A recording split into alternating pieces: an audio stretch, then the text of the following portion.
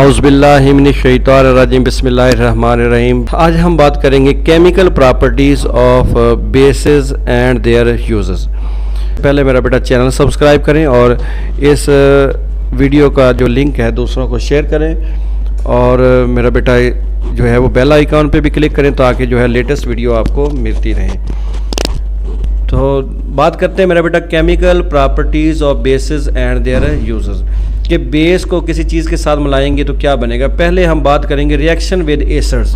पहले बात कर चुके हैं, जब मैं एसिड की प्रॉपर्टीज़ केमिकल प्रॉपर्टीज़ पढ़ा रहा था तो उस वक्त मेरा बेटा मैंने बताया था कि ये जो एसिड्स हैं वो बेस के साथ रिएक्ट करेंगे तो साल्ट और वाटर बनाएंगे। आज उसी रिएक्शन को मेरा बेटा इधर लिख सकते हैं कि आप बेस को एसिड के साथ क्या मिलाएंगे तो क्या बनेगा, वही चीज़ बननी है साल्ट और वाटर। वही बेशक आप एग्जांपल भी ले सकते हैं जो मैंने उधर दी थी। उधर मैंने एग्जांपल सोडियम हाइड्रोक्साइड और हाइड्रोक्लोरिक एसिड की दी थी और वो बना था सोडियम क्लोराइड और प्लस वाटर। वही एग्जांपल आप इधर भी लिख सकते हैं या फिर ये नई मिसाल है, एग्जांपल है पोटाशियम हाइड्रोक्साइड एक बेस है। जब इसको सल्फ्यूरिक एसिड के साथ मिलाएंगे तो पोटाशियम सल्फेट प्लस वाटर बनेगा। KOH plus H2SO4 mix K2SO4 plus water.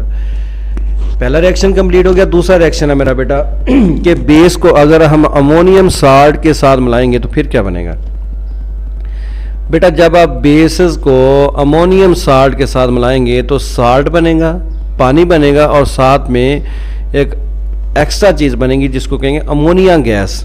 तो इस प्रोसेस से हम अमोनिया गैस भी बना सकते हैं। ये देखें आपके सामने है अमोनियम साल्ट हमने लिया है, एक तो लिया है अमोनियम क्लोराइड NH4Cl और नीचे वाले दूसरे रिएक्शन में लिया है ammonium sulphate NH4 twice SO4। Ammonium salt को बेस के साथ मिलाएंगे तो एक नया साल्ट बनेगा, साथ में अमोनिया गैस बनेगी, साथ में वाटर। देखिए मेरा बेटा अमोनियम क्लोराइड ये एक अमोनियम साल्ट है, इसको बेस के साथ सोडियम हाइड्रोक्साइड एक बेस है उससे मिलाएं, ये बनेगा सोडियम क्लोराइड, नमक plus ammonia gas plus water. ये जो एरो है वो ज़ाहिर कर रहा है कि ये अमोनिया गैस की शक्ल में रिएक्शन से आउट हो जाएगी। Ammonium sulphate plus calcium hydroxide mix calcium sulphate plus ammonia plus water. तो मेरा बेटा दो रिएक्शंस जो है वो कंप्लीट हो गए बेसिस के जो है वो एसिड के साथ रिएक्शन में क्या बनेगा साल्ट और पानी, और दूसरा है अमोनियम साल्ट के साथ बेसिस को रिएक्ट करवाएंगे तो क्या बनेगा salt plus ammonia gas plus water. तीन ही किस्म के रिएक्शन दिए हुए हैं। तीसरा है मेरा बेटा प्रेसिपिटेशन ऑफ हाइड्रोक्साइड। ये बहुत ही इम्पोर्टेंट रिएक्शन है। बेसिस को हम मुख्तलिफ साल्ट के साथ रिएक्ट करवाते हैं तो कुछ इनसॉल्युबल चीज़ें जो है नीचे बनती हैं जिससे हमें फ़ौरन पता चल जाता है कि दिया गया साल्ट कौन सा है।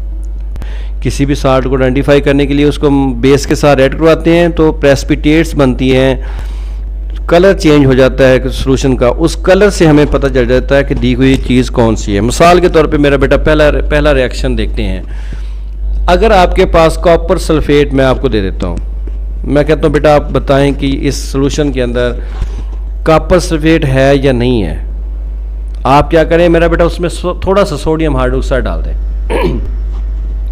अगर तो ब्लू प्रेसिपिटेट बनती हैं तो आप बताएं कि सर ये जो दिया गया कंपाउंड है इसके अंदर कॉपर सल्फेट मौजूद है, और अगर ब्लू प्रेसिपिटेट नहीं बनती तो इसका मतलब है कॉपर सल्फेट नहीं है। इससे हम बहुत सारे साल्ट्स को मेरा बेटा आइडेंटिफाई करते हैं। बड़ा ही इंपॉर्टेंट टॉपिक है ये।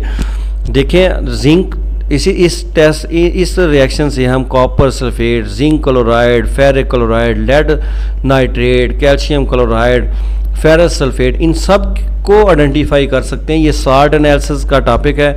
ये जो है FSC में जो है वो प्रैक्टिकल्स में ये बहुत ज़्यादा यूज़ होता है। तो आपके तो सिर्फ रिएक्शंस दिए हुए हैं, आप मेरा बेटा अच्छी तरह समझ लेना। कॉपर सल्फेट जो है इसको जब सोडियम हाइड्रोक्साइड के साथ मिलाएंगे तो कॉपर हाइड्रोक्साइड बनेगा, cupric hydroxide plus sodium sulphate. ये जो क्यूपरिक हाइड्रोक्साइड बना ये ब्लू प्रेसिपिटेट ब्लू शक्ल में होता है तो फ़ौरन पता चल जाता है कि दिया गया कंपाउंड कॉपर सल्फेट है। अगर एक बीकर में जिंक क्लोराइड आपने देखना है कि उसमें जिंक क्लोराइड सॉल्यूशन के अंदर है या नहीं है तो आप मेरा बेटा जिंक क्लोराइड वाले सॉल्यूशन में थोड़ा सा सोडियम हाइड्रोक्साइड डालें। अगर तो जिंक हाइड्रोक्साइड बन के वाइट प्रेसिपिटेट बन जाती हैं तो दिया गया कंपाउंड जिंक क्लोराइड है प्लस सोडियम क्लोराइड बनेगा साथ में। अगर फेरिक क्लोराइड को आपने शनाख्त करना हो तो मेरा बेटा सोडियम हाइड्रोक्साइड थोड़ा सा सोल्यूशन बना के फेरिक क्लोराइड वाले सोल्यूशन में डाल दें। अगर तो ब्राउन प्रेसिपिटेट बनती हैं फेरिक हाइड्रोक्साइड की और साथ में सोडियम क्लोराइड, तो ब्राउन कलर डेवलप होता है तो आप फ़ौरन बताएं कि दिया गया कंपाउंड जो है वो फेरिक क्लोराइड है। लेड नाइट्रेट है, इसमें सोडियम हाइड्रोक्साइड डाल दें थोड़ा सा हम, तो मेरा बेटा वाइट प्रेसिपिटेट बनती है लेड हाइड्रोक्साइड की, साथ में सोडियम नाइट्रेट। कैल्शियम क्लोराइड है मेरा बेटा, जब सोडियम हाइड्रोक्साइड के साथ रिएक्ट करना है तो calcium hydroxide plus sodium chloride बनेगा और वाइट प्रेसिपिटेट। और आखिरी है फेरस सल्फेट है, जब सोडियम हाइड्रोक्साइड के साथ रिएक्ट करेगा तो बनेगा ferrous hydroxide, dirty green precipitate बनेंगे और साथ में सोडियम सल्फेट। अब याद करने के लिए मेरा बेटा देखें, कॉपर की वैलेंसी 2 होती है, इसके साथ 2OH लगा दें। जिंक की वैलेंसी 2 होती है, इसके साथ 2OH लगेंगे। फेरिक की वैलेंसी 3 होती है, 3 क्लोरीन लगे हुए हैं, 3 इसके साथ हाइड्रोक्साइड लगेंगे। लेड की वैलेंसी 2 होती है, इसके साथ 2 हाइड्रोक्साइड लगेंगे। कैल्शियम की वैलेंसी 2 होती है, इसके साथ 2OH लगेंगे। फेरस की वैलेंसी 2 होती है, इसके साथ 2OH लगेंगे। तो ये जो हाइड्रोक्साइड बने हैं, copper cupric hydroxide, zinc hydroxide, उसके साथ ferric hydroxide, lead hydroxide, calcium hydroxide और फेरस हाइड्रोक्साइड, इन हाइड्रोक्साइड के बनने की वजह से इस रिएक्शन का नाम रख दिया प्रेसिपिटेशन ऑफ हाइड्रोक्साइड। यानी जो बेस है कुछ साल्ट के साथ जब रिएक्ट करती है तो मखसूस किस्म के हाइड्रोक्साइड बनाती है, जिससे आप उनको आइडेंटिफाई कर सकते हैं। अब मेरा बेटा 3 तरह के रिएक्शन थे, ये कंप्लीट हो गए। बेसिस के सिर्फ 3 ही रिएक्शन हैं, एक तो एसिड के साथ रिएक्शन, दूसरा अमोनियम साल्ट के साथ रिएक्शन और तीसरा जो है वो ये हाइड्रोक्साइड्स। बेटा अब हम बात करेंगे यूजेस ऑफ बेसिस, कि बेस को कहाँ यूज़ करते हैं। पहला है सोडियम हाइड्रोक्साइड, होता है साबुन बनाने के लिए। उसके बाद कैल्शियम हाइड्रोक्साइड है, is use for the manufacturing of bleaching powder, softening of hard water and neutralising acidic soil. तेजाबी ज़मीन जो है एसिडिक रेन की वजह से ज़मीन जो है उसकी एसिडिटी बढ़ जाती है, उस एसिडिटी को कम करने के लिए जो है हम यूज़ करते हैं calcium hydroxide. Softening of hard water, hard water वो पानी होता है जिसमें साबुन जो है वो छोटी छोटी फुटकियों में बढ़ जाता है, साबुन अच्छी तरह जाग नहीं बनाता जिस पानी में, उसको कहते हैं हार्ड वाटर। हार्ड वाटर को सॉफ्ट वाटर में कन्वर्ट करने के लिए कैल्शियम हाइड्रोक्साइड हम इस्तेमाल करते हैं। उसके बाद आ जाता है पोटाशियम हाइड्रोक्साइड, ये जो है वो अल्कलाइन बैटरीज के अंदर यूज़ होता है, टाइम पीस वाला सेल, उसके अलावा जो है वो रिमोट वाले सेल्स, ये छोटे छोटे सेल, ये आमतौर पे अल्कलाइन बैटरीज कहलाती हैं। Magnesium hydroxide used as a base to neutralize acidity in the stomach, मैदे के अंदर तेजाबियत को कम करने के लिए मैग्नीशियम हाइड्रोक्साइड यूज़ करते हैं। It is also use for the treatment of बीज स्टिंग्स, मक्खियों के डंक के जो है वो इलाज के लिए इसको इस्तेमाल करते हैं।